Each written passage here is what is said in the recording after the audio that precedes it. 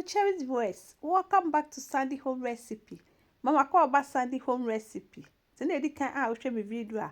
Remember to subscribe. If you see a bear Ghana cake, a bear is 250 gram butter, half cup sugar. Now the good cake mixture, no whipped creamy. To my returning subscribers, thank you so much for your support. May the good Lord bless you all. All ingredients are written in the description box below. Oko description box na ingredients in na ede e wo ho.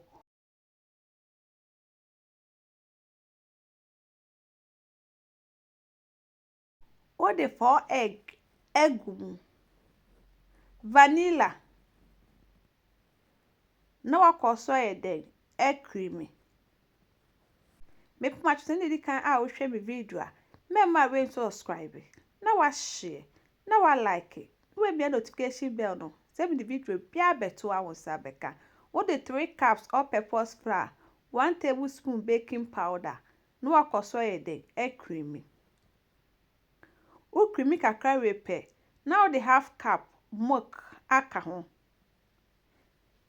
3 tablespoons sweet condensed milk. Na wakoso ede egg creamy.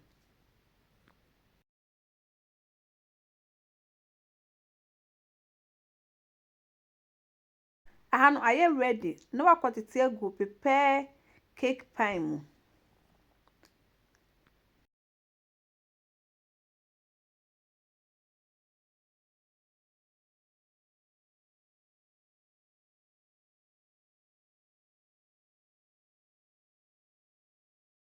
We are baking 180 degrees for 35 minutes.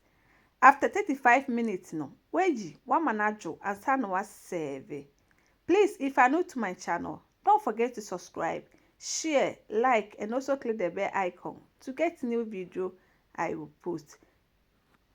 Me area na me tasty and it tastes really nice. You will love it if you give it a try. Now this is our Ghana cake. Please like this video and subscribe to my channel. Thank you so much for watching.